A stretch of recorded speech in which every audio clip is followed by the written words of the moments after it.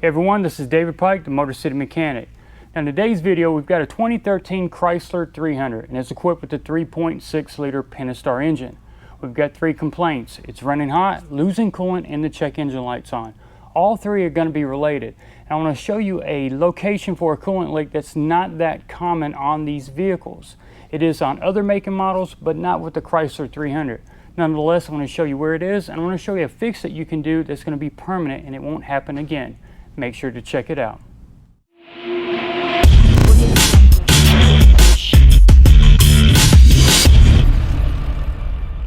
Now, one thing about a 3.6 liter and a Chrysler 300 is we don't have a lot of coolant leaks. From time to time, you might find a cooler that fails and then you get an oil mixed with the coolant. But as far as external leaks, it's not really common. Now, there are some things in this system that if there was a leak, that'd be the place to go, and that's what we're going to be talking about today, and that is, again, something plastic introduced into the coolant system. We've got a plastic T in the back corner here of one of the heater hoses, and that has actually started to leak. It's actually broke loose. There's no coolant in the system right now, so it's not leaking anymore. But let me show you where it's at. And when the customer came in, I could actually hear some hissing and I could smell the coolant. And when I was looking back towards the firewall, I thought I could see some droplets or some water or coolant up against it. Now back here in the corner is where the heater hoses are. We've got one that goes on the left side of the engine. We got one that goes on the right side and up to the coolant bottle. It's this one that the broken T is located. Now with that cover removed, we've got a better view of what's going on back here. Again, 2 heater hoses. The one we're going to be dealing with is this upper one right here with the plastic T. Again, things I don't like in the coolant system are plastic T's. They are known to break over time.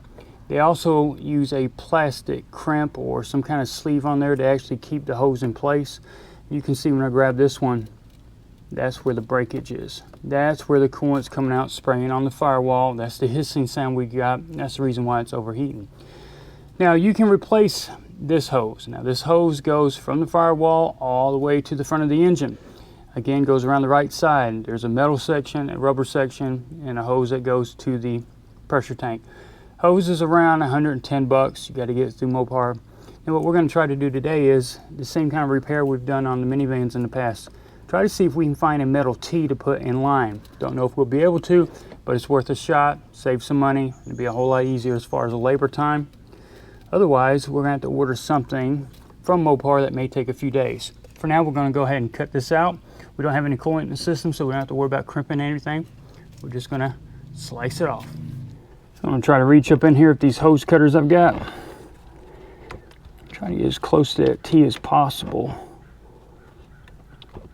Leave me a little room.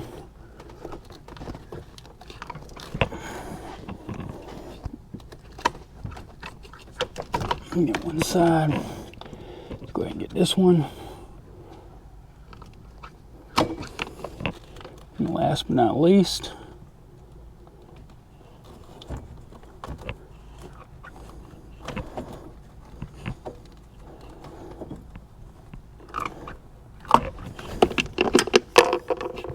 here we have it.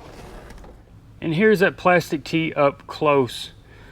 As you can see, it's plastic. Over time, between the heat cycles, everything else, it's just a matter of time before they break.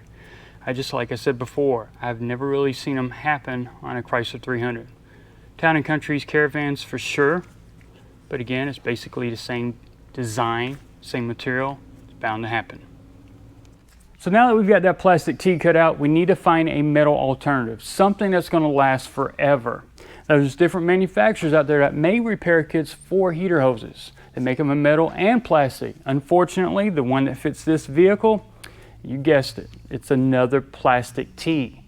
Now, I've talked to different technicians that have used those kits and they tell me they don't last. Eventually, they have to go in there and make another repair. So the thought that comes to mind is, what else can we use? Well, plumbing is the next thing. In the plumbing department at your local hardware store, there's a lot of different fittings and adapters that may or may not work. Now the issue we may run into is we've got 2 different size hoses. We've got a 3/4 on both ends and a 3/8 in the middle. So that's a very unique T. It's not your typical one you'd find. Now going to the local Home Depot, I had no luck whatsoever. Nothing really matched up unless I wanted to use 2 or 3 different adapters, and that's not the repair I wanted to make. Now going to Lowe's, I wasn't feeling too confident, but nonetheless, as I went down the aisle, I started seeing more and more things that may work, till eventually I did find the exact match. Now the thing you need to keep in mind when it comes to plumbing fixtures or fittings versus hoses on automotive cars is size is not always the same. This may be a 3/4 inch hose. Unfortunately, I need a 1 inch adapter on that end. So we go from 3/4, 3/4 to 3/8. Now we're finding a T that's 1 inch, 1.5 inches. Now I want to give you the part number of that piece that I found down below. Also, there's going to be an Amazon link where you can click on that if you want to buy it. Nonetheless, you can go to your local Lowe's and you can find it. So if you're doing this repair on the side of the road late at night or whatever, as long as you got access to a Lowe's, you can get back on the road. And again, this repair doesn't just work on the Chrysler 300s. You can use on the Dodge Charger and the Challenger as well, as long as it comes with a 3.6 liter engine. So now that we've found a metal T that's going to work, it's going to last forever, we need to get some clamps, slide them on the hoses. You kind of slide the sleeve out of the way. Put that one right there. Grab the new fitting, and it's going to be a snug fit, but it's going to work. Do the same thing to the hose coming off the heater core.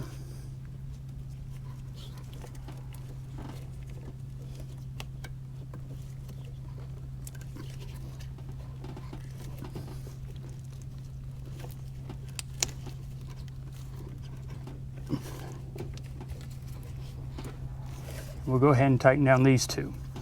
Third one might be an issue, mainly because when we cut the old one off, we lost this section of hose on both sides. So we need to see if we can actually stretch it. If not, we need to cut here, put a splice in here, well, we might be able to replace just this section of hose with some bulk 3/4 heater hose.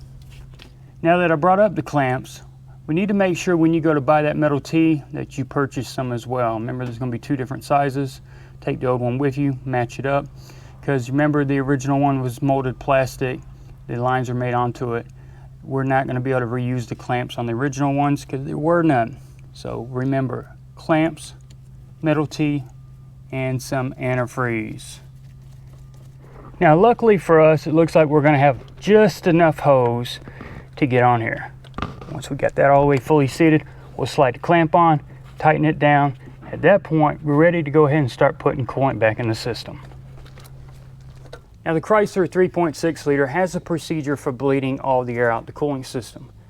Now you don't need the engine running, that way we don't have to worry about any kind of hot antifreeze, but we need to get access to the thermostat housing where the bleeder screw is.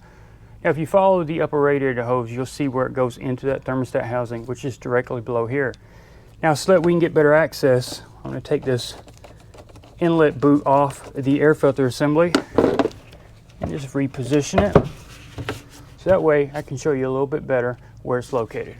And there's that housing I was just talking about and the bleeder screw on top. All you gotta do is just grab you a Phillips screwdriver, start backing it off. Go a few turns, that should be more than enough. At this point we're gonna start adding antifreeze, and we're gonna add it until we start seeing coolant coming out of here. Once we do, we'll shut it. But for now, go ahead and grab your 50-50 mix. This particular year, which is 2013, takes a 10-year, 150,000 mile antifreeze.